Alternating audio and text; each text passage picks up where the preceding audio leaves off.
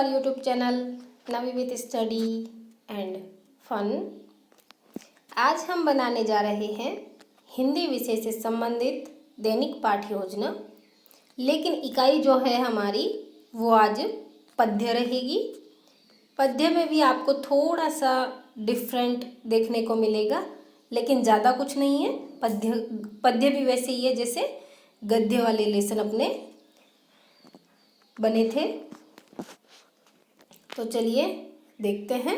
विषय हमारा हिंदी रहेगा, इकाई हमारी आज पद्य रहेगी, यानी हमारी एक कविता है ये, कैदी और कोकिला।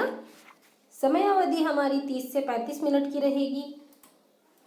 प्रकरण हमारा आज का कैदी और कोकिला है। चलिए शुरू करते हैं। शिक्षण उद्देश्य।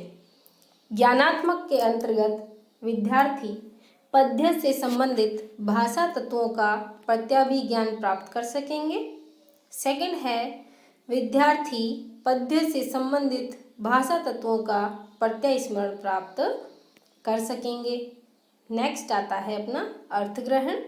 गद्य में भी सेम था और पद्य में भी सेम ही है। इसमें आपको यहाँ पे 3 अपेक्षित व्यवहारगत परिवर्तन बिंदु दिख रहे होंगे, तो इसमें आप 3 भी लिख सकते हैं, कोई दिक्कत वाली बात नहीं है, लेकिन आपको 2 तो लिखने ही होते हैं। फर्स्ट है, छात्र पद्य से संबंधित शब्दों के शुद्धोच्चारण का ज्ञान प्राप्त कर सकेंगे। सेकंड है, विद्यार्थी कैदी और कोकिला को सुनकर अर्थ ग्रहण कर सकेंगे।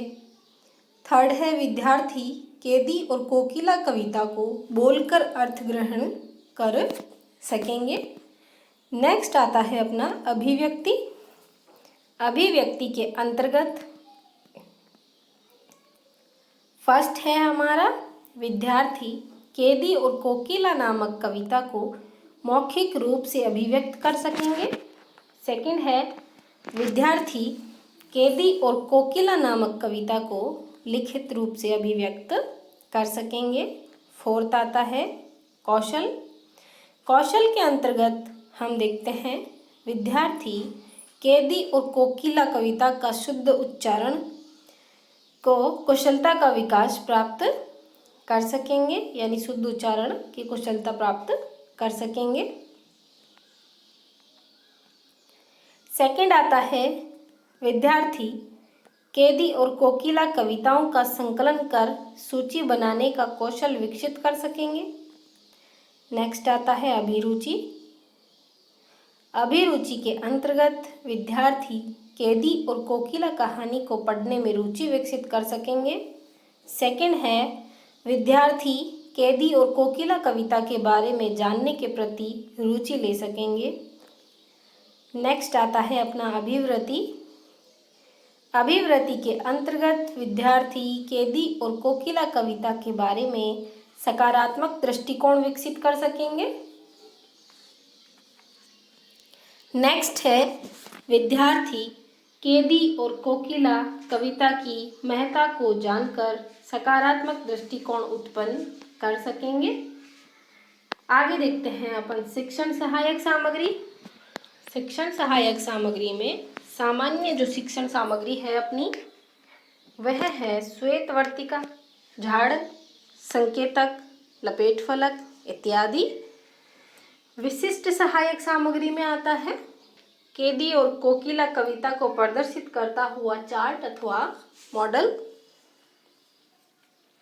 शिक्षण विधि है हमारी, यहाँ गलत लिखा हुआ है, आपको व्याख्यान विधि नहीं लिखना है, आगमन और निगमन विधि यहाँ पर आएगा।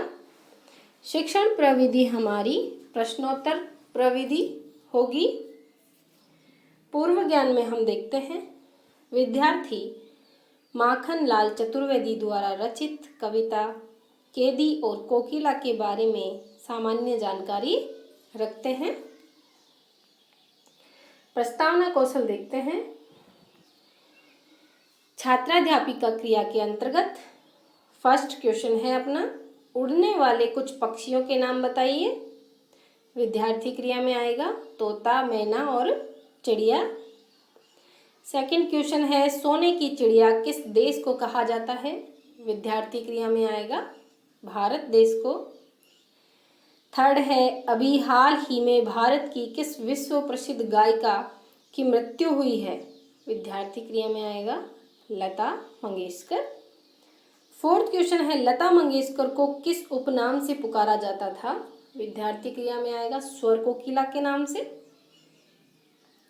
अब देखिए यहाँ फोर्थ क्वेश्चन में आंसर में कोकिला आ गया, तो हमें फिफ्थ क्वेश्चन का मिल गया कि हमें इसमें से कोकिला ले लेना है। माखनलाल चतुर्वेदी द्वारा रचित कविता केदी और कोकिला के बारे में आप क्या जानते हैं? विद्यार्थी क्रिया में आएगा आंशिक उत्तर अथवा निरुत्तर। उद्देश्य कथन में देखते हैं हम, प्रिय विद्यार्थियों, आज हम माखनलाल चतुर्वेदी द्वारा रचित कविता केदी और कोकिला के बारे में विस्तार पूर्वक अध्ययन करेंगे। शिक्षण बिंदु हमारे ये हैं। प्रस्तुतिकरण देखते हैं, चलिए। फर्स्ट हमारा शिक्षण बिंदु है मृदुल वैभव की ... बोलो तो। अब देखिए यहाँ छात्राध्यापक क्रिया में अपने सबसे पहले आया है सस्वर वाचन, और गद्य के अंतर्गत क्या था? आदर्श वाचन। सस्वर वाचन के अंतर्गत छात्राध्यापिका उचित यति गति के साथ पाठन आदर्श वचन करेगी। विद्यार्थी क्रिया में आएगा विद्यार्थी ध्यानपूर्वक सुनेंगे एवं समझेंगे। नेक्स्ट आता है दूसरा शिक्षण बिंदु, क्या हुई बावली ... दावा नल की दिखी। छात्राध्यापिका क्रिया में आएगा अनुकरण वाचन। अनुकरण वाचन में छात्राध्यापिका एक दो विद्यार्थियों के साथ अनुकरण वाचन करवाएगी।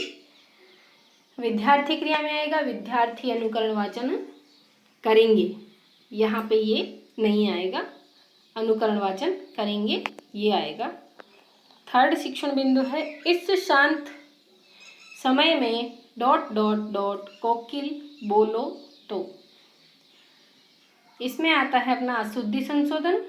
छात्राध्यापिका अनुकरण वाचन के समय विद्यार्थियों द्वारा की गई अशुद्धियों का संशोधन करेंगी।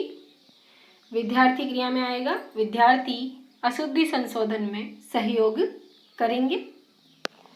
काठिन्य निवारण में है शब्द एवं अर्थ। कोकिल का मतलब है कोयल, संदेश का मतलब है सूचना, रात का मतलब है रात्रि, तम का मतलब है अंधेरा, हिम्मत का अर्थ है चंद्रमा, कड़ा का अर्थ है कठिन, मरने का अर्थ है मृत्यु, और बटमारो मतलब है बदमाशों। यही हमें शामपट कार्य भी करना है। इसके अलावा शामपट हमें और कहीं नहीं चिपकाना है। चलिए देखते हैं आगे। छात्राध्यापिका क्रिया में आएगा लिखित एवं निरीक्षण क्रिया। छात्राध्यापिका विद्यार्थियों को कठिन शब्द एवं अर्थ लिखने के लिए कहेंगी और कक्षा का निरीक्षण करेंगी। विद्यार्थी क्रिया में आएगा विद्यार्थी शब्द और अर्थ अपनी पुस्तिका में उतारेंगे। ये देखिए केदी और कोकिला का मिनिएचर आपको इस तरीके से बनाना है, अच्छे से देख लीजिए। ये जेल के अंदर केदी है और कोकिला यानी ये जो चिड़िया है उसे बोला गया है।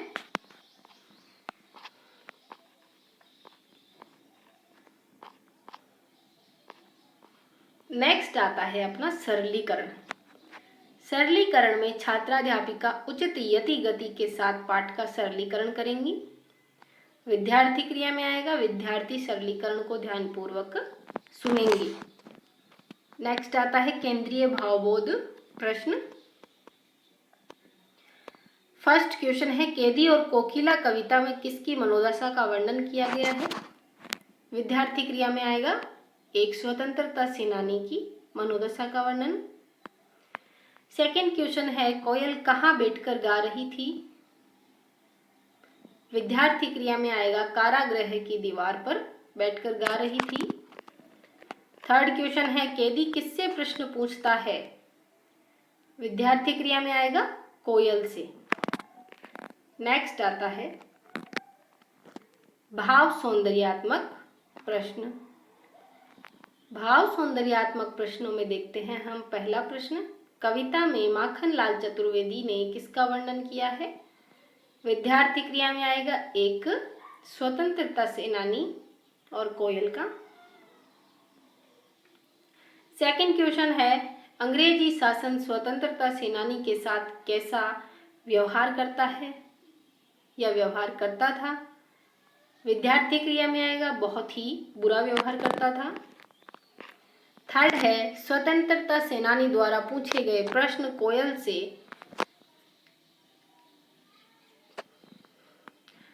कोयल से जो प्रश्न पूछे थे उनमें से एक प्रश्न बताइए।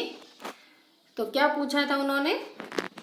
क्या तू कोई संदेश लेकर आई है? यानी जो स्वतंत्रता सेनानी था उन्होंने कोयल से ये प्रश्न पूछा था कि तू क्या कोई संदेश लेकर आई है। ये एक प्रश्न हो गया अपना। संभावी पद्य, अब देखिए ये संभावी पद्य था वो अपने गद्य के लेसन में नहीं था। एक जो सस्वर वाचन था वहाँ पे हमारे गद्य में आदर्श वाचन था। इन चीज़ों का आप विशेष तौर पे ध्यान रखें। संभावी पद्य से तात्पर्य ये है कि जैसे हमारी कविता है केदी और कोकिला, अब इसमें स्वतंत्रता सेनानी और कोयल के बारे में बात की गई है, तो ऐसा ही हमें कोई दूसरी कविता ढूंढनी है जिसमें स्वतंत्रता सेनानी के बारे में कोई बात की गई हो या उसका कोई वर्णन हमें वहाँ से मिलता हो। तो वहाँ से हमें वो एक पद्य जो इस कविता से मिलता जुलता है वो हमें यहाँ लिखना होता है संभावी पद्य के अंतर्गत। तो ये कोई कविता है जिसमें से हमने ये पद्य लिया है। बड़े निडर होते थे हमारे स्वतंत्रता सेनानी, अंग्रेजों को बार बार याद दिलाते थे नानी। वे अपनी जान की चिंता नहीं करते थे कभी, अंग्रेजों को बात बात में पिलाते थे वो पानी। तो यहाँ तक क्लियर है। नेक्स्ट देखते हैं सस्वर वाचन। छात्राध्यापिका उचित यति गति के साथ पाठ का सस्वर वाचन करेंगी। विद्यार्थी क्रिया में आएगा विद्यार्थी ध्यानपूर्वक सुनेंगे। उसके बाद फिर से अनुकरण वाचन होगा। छात्राध्यापिका एक दो विद्यार्थियों से फिर से अनुकरण वाचन करवाएंगी और विद्यार्थी अनुकरण वाचन करेंगे। इसके बाद आता है तुलनात्मक प्रश्न, यानी जो कविता है अपनी केदी और कोकिला और जो हमने संभावी पद्य जिस कविता से लिया है उस कविता में और इस कविता में क्या मतलब समानता है वो हमें लेनी है, यानी उससे संबंधित हमें यहाँ क्वेश्चन बनाने हैं। मूल कविता व संभावी कविता में क्या वर्णन किया गया है? विद्यार्थी क्रिया में आएगा दोनों में ही स्वतंत्रता सेनानियों के बारे में बात की गई है। सेकंड आता है कविता मूल, यानी जो मूल कविता है उसमें मुख्य पात्र कौन थे? विद्यार्थी क्रिया में आएगा स्वतंत्रता सेनानी और कोयल, यानी संभावी जो पद्य हमने लिया है जिस कविता से उसमें भी स्वतंत्रता सेनानी की ही बात की गई है। चलिए देखते हैं पाठ का सारांश। उपयुक्त पंक्तियों में कवि ने कारागार में बंद एक स्वतंत्रता सेनानी की मनोदशा का वर्णन किया है, मनोदशा को दर्शाया है। इस कविता में माखनलाल चतुर्वेदी द्वारा केदी और कोकिला के बीच की वार्तालाप का वर्णन कविता के माध्यम से किया गया है। चलिए देखते हैं इसके मूल्यांकन प्रश्नों को। पद्य में भी पुनरावृत्ति प्रश्न नहीं होते हैं।